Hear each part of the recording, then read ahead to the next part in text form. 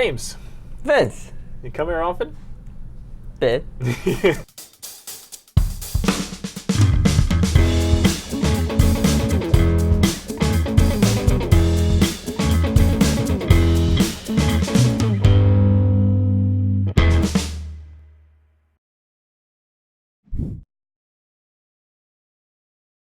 So on this episode of Behind the Counter, obviously this whole season is focusing on stress, anxiety, Yes. but I feel like we would be remiss if we didn't talk about sleep, especially because it's a vicious cycle, right?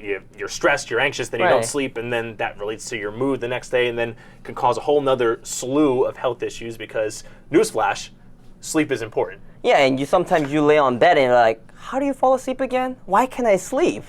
You know, so it's definitely something to talk about. It's because, you know. Absolutely, and apparently we have a third guest joining us here today on the show. This is, for those of you who don't know at home, John Bellitti, who is a pharmacist at the pharmacy as well, and also my father.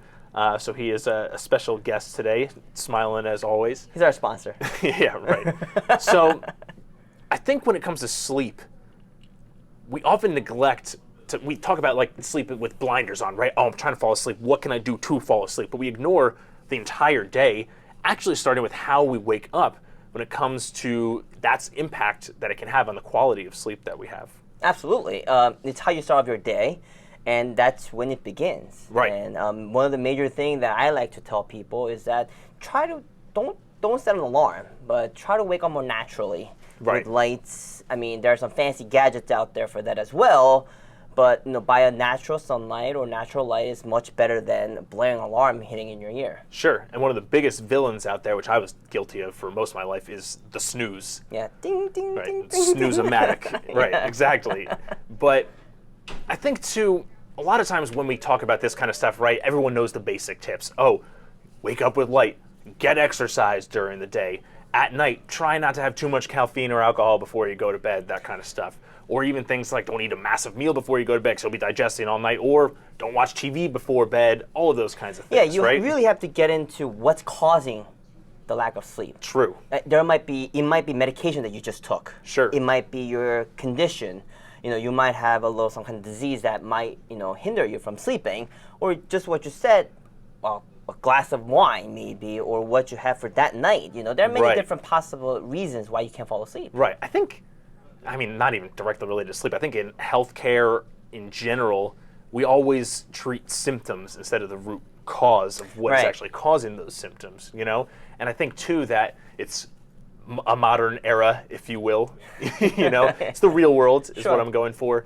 A lot of those things we all know, but it's so annoying. And I even get annoyed when I hear, yes, I know I'm not supposed to watch TV. But guess what? I watch TV almost every single night before I go to bed. Right. I'm not Maybe that's why I supposed to haven't been drink before sleeping I the go to past bed. few nights. But Yeah, but- it's like, you're not supposed to take your phone into the bed, but I'm sure many, many people do that right Right. before they go to bed or in Exactly. their bed. And if you're watching, comment and let us know all of these things that you do before you go to sleep that technically you're not supposed to do, but you kind of do anyway, right? Yeah, I tell mean, us your routine. we're all guilty of those kinds of things. Absolutely. So what we wanted to do to focus on this one is, one, try to get to the root cause of what is causing that lack of sleep, even if it's a culmination of a few different causes. And two, talk about some practical ways we can kind of move towards better sleep hygiene, which is funny. I always find hygiene and sleep, you know what I mean?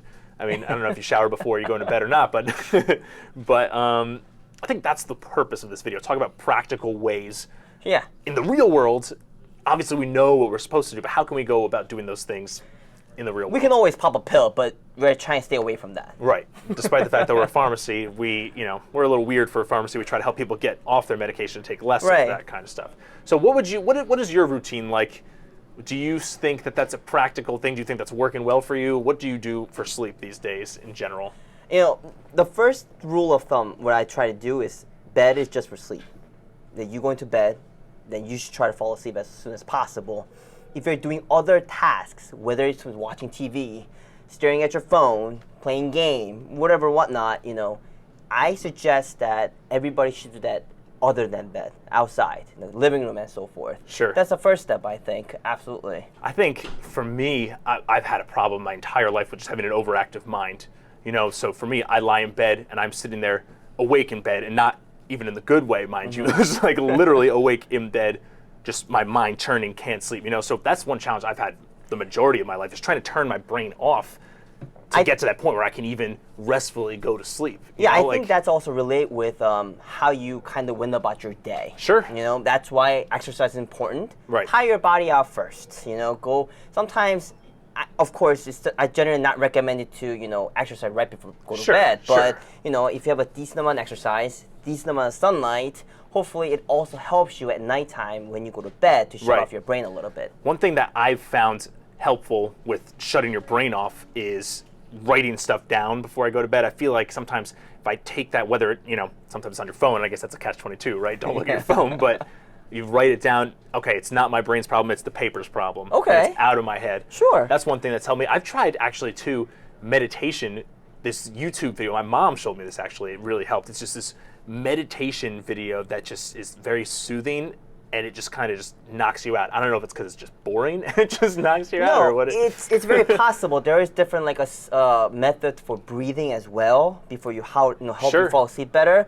And I had a roommate actually had this ridiculous fan that's really old. He always turns it on before he goes to bed. I'm a huge fan of white noise. Right, that's exactly what it is. White noise, and that's all your body just tend to focus on. And you turn off your brain in that sense. Sure. So that's one way to do it. One practical piece of advice that has helped me too is, well, twofold. One, just do the math, right? If you're supposed to get 7 to 9 hours a night and okay, I got to wake up at 7, okay, well, subtract back from 7. That's when you should be in bed trying to fall asleep, right? So for me, then an hour before that is my time. Okay, time to brush your teeth, time to do whatever you got to do. All of that kind of stuff, and to me, that helps me get into a routine. And I do break the TV rule, and I watch TV, but I try to make sure, like a few years ago when, I don't know, Game of Thrones is on or something, I try not to watch a show like that because that all of a sudden I'm like, oh my God, I gotta watch more, I gotta binge watch this kind of stuff. I try to watch something light, and honestly, at half the time I end up falling asleep to that. TV turns off. That's kind of been my way of compromising with the no TV rule, but still trying to find a way to get to sleep. And that routine has actually helped me get better sleep overall because I wake up at the same time in the morning, I go to sleep at the same time. When I go through my routine at night, I'm so used to it. My body knows, oh, this is the routine, it's time to go to sleep. Yeah, that's a good routine. However, at the same time, I don't recommend having clock in the room at all sometimes. Oh, yeah? Yeah, because when you are in the bed, I'm sure everybody experienced this. Okay, what time is it? How many hours do I have left to sleep? Oh my God, I have 4 hours. Yeah. I have 3 hours. Actually, that itself is sometimes drives you nuts. Sure, it's actually adding stress and anxiety. Right, exactly. So, and you know what? A lot of people do that. So it's actually better. Yes, absolutely. It's a good idea to hit that routine, but don't be so crazy about, okay, now I have 7 hours to sleep, so I should start preparing now. Instead of that, just let it go. Okay, just do the motion, do the acts, instead of looking at the clock. If you're gonna take a shower before you go to bed, if you're gonna read a book before you go to bed, do those routines regardless of the clock. So I think that's another way to kind of help out with it. Cool. So what we thought it would be cool to do today, we kind of teased having John here as an extra special guest, but we do actually have a different extra special guest who is going to join us today.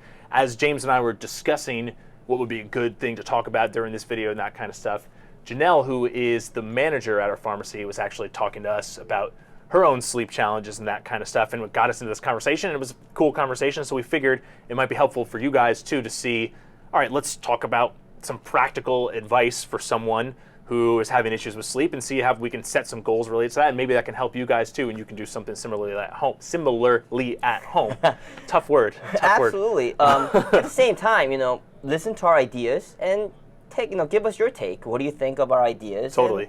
And, please share your thoughts. Cool. So Janelle, you want to join us on stage here? If you want to come on stage. So Janelle, thank you for joining us. Janelle is the manager here at HP Pharmacy, and she has been working here longer than she's been alive. Somehow, I'm not really sure how she did it, but that is the truth behind the matter. So, Janelle, we have heard that you've been having some challenges falling asleep and sleep issues and that kind of stuff. So talk to us about your current routine and what you currently do to fall asleep, and we'll kind of go from there. I think everyone has somewhat of a routine before they go to sleep. Sure. So like brushing your teeth, going to the bathroom, and then going up to bed. I think for me, as soon as I hit the bed, I think my mind just wakes up. Sure. So I feel like as soon as I lay there, then I think of what happened during the day or what I have to do the next day. So I think I stress myself out a little bit. I feel that. And then I end up not falling asleep. Gotcha. I like to relax by watching TV, so I am a TV watcher, so that relaxes me. So I do that before what? I do that. You do that, okay. Before I go to sleep. I also always my phone is my alarm in the morning, so I always have my phone right next to where I sleep. Sure. And if I'm staring at the wall for too long, I pick up my phone and I see what's going on, or I Google things, or I look things up. I even online shop at midnight. What time do you typically fall asleep, would you say? I would say between 12:30 and 1 every night. Okay. And what time do you need to wake up versus what time you actually wake up?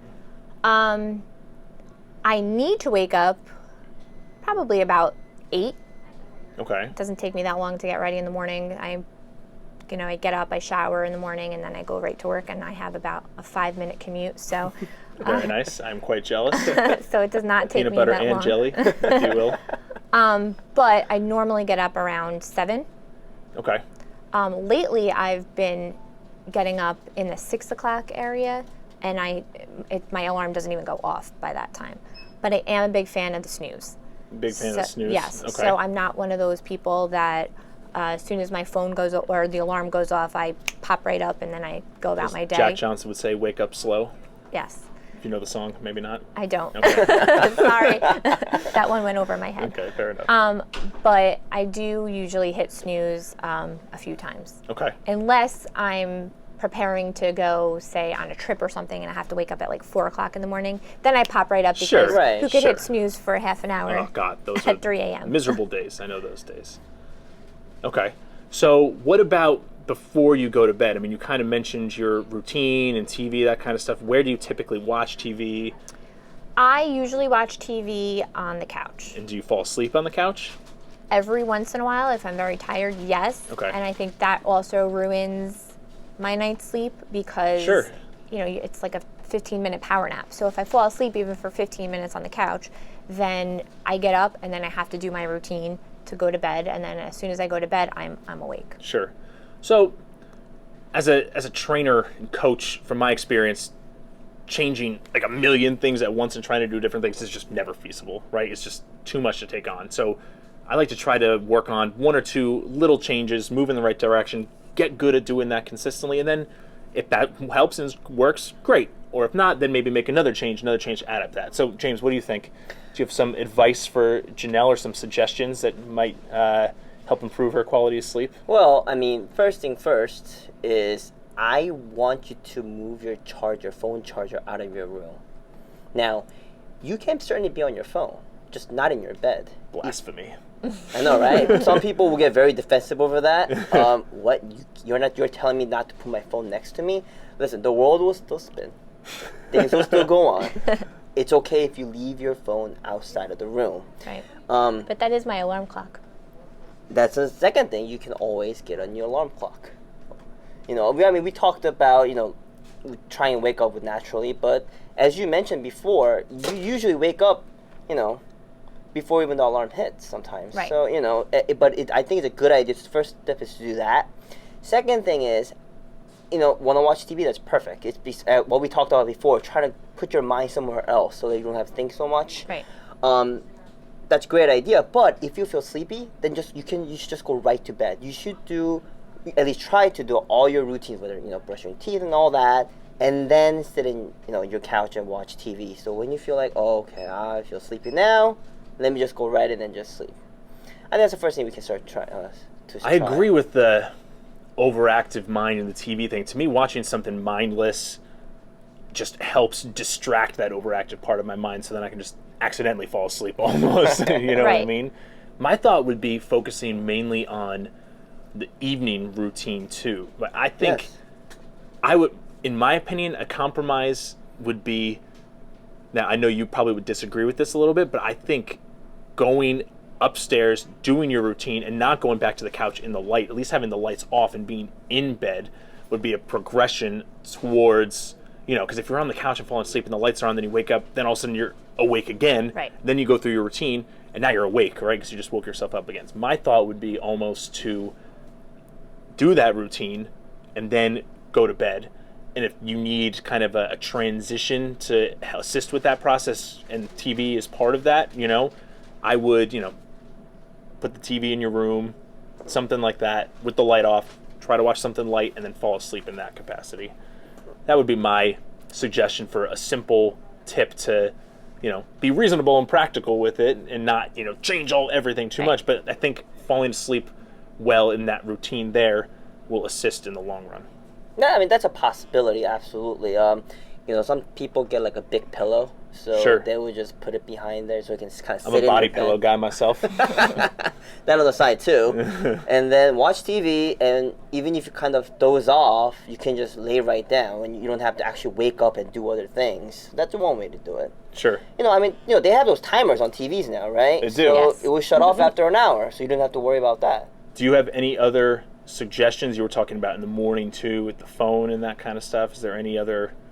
Well, I think you're probably more of the expert than I am with that. When you wake up, try to get up. Do not stay in your bed, you know, try to, so you hear the alarm or you have to wake up, just get up. That's the first thing. It's a lot, I guess, easier said than done. It's a lot easier said than done, and it takes getting used to too, right? Sure. Like, you may be miserable for a day or two, but if you get into that routine of it, you'll eventually adjust to that routine. Like what you were both saying earlier, when your alarm goes off at like 7 or whatever time, like, I don't know, I just don't pop right up. I think I like need a minute to sit and be like, okay, like.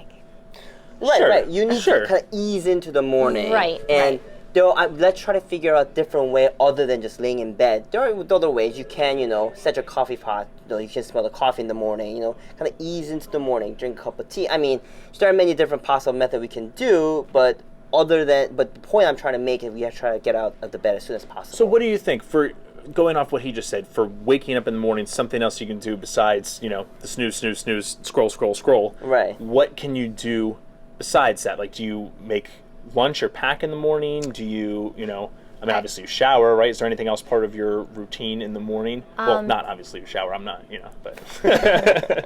I do shower in the morning. You don't usually smell when you're here, but, you know. I do shower in the morning. That actually wakes me up. So I prefer to shower in the morning over the night. But I do make myself, I'm not a coffee drinker, but I do drink tea for my caffeine fix. So I do make myself a cup of tea in the morning. Okay. I usually like to bring lunch with me. So I do that in the morning as well. Okay. Right. That word again. I actually want to add one more thing that can possibly help you with. Try to use some upbeat music in the morning. Those who don't know, Juno's a big singer. Not a good one, a big one. I beg to differ. But, you know, something like that, you know, instead of that same alarm sound, try to maybe, you know, we have there radios that are out there that turns on music, and that can be also a good way of waking up. I used to do that, and I put a song I really liked, and now I hate that song.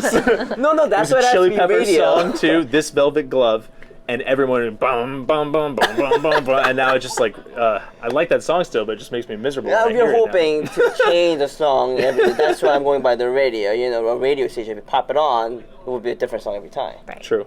All right, so let's take some action on this. We threw out a couple different ideas, and then two real, if you break it down to two categories, nighttime routine, morning routine, and a couple of different suggestions within both of those. So based on what you said, or what we said and what you said as well, where do you think for you would be the best place to start focusing, the easiest thing for you to kind of make a change on to your routine? I think the night.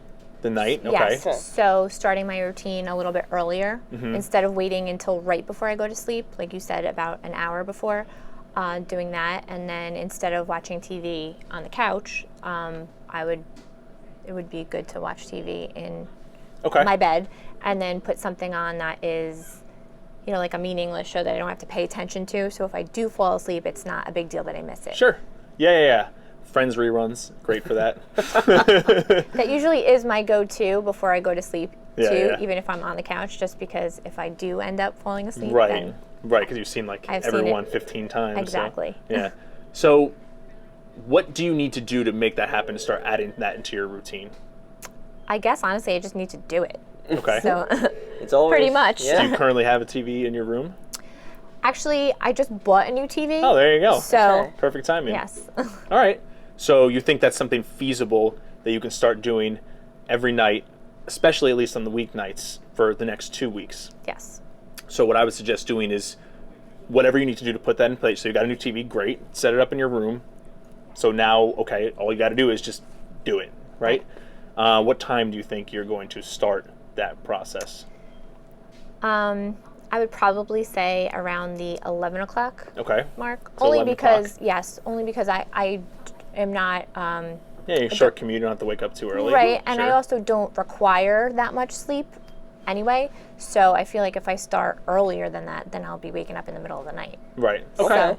So let's focus on doing that and changing that one thing for the next 2 weeks and see how it goes from there. And unfortunately for you, we all work together, so we'll be able to follow up. Follow up pretty good. Now, if some of our viewers, if you are looking for some more of a pharmacological or supplement possible, ways and method to aid you with sleep, that's I can certainly talk about that with my coat on. So please contact us for that separately. Sure. hbpharmacy.com or gasparsbest.com. We're there.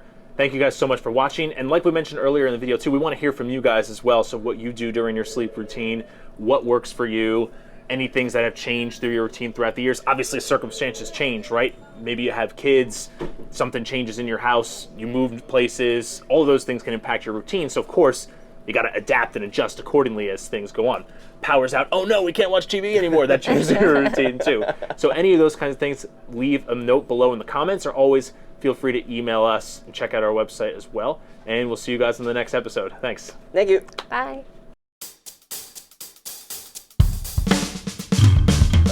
If we refer to our other segment that we have to kind of shut your brain off a little bit, Sure. it's an easy way to do it, but how does it really help? Well, alcohol is unfortunately never a good reason when you try to fall asleep well. You may be able to fall asleep quicker, however, it will never get you that deep sleep that you actually need. Right.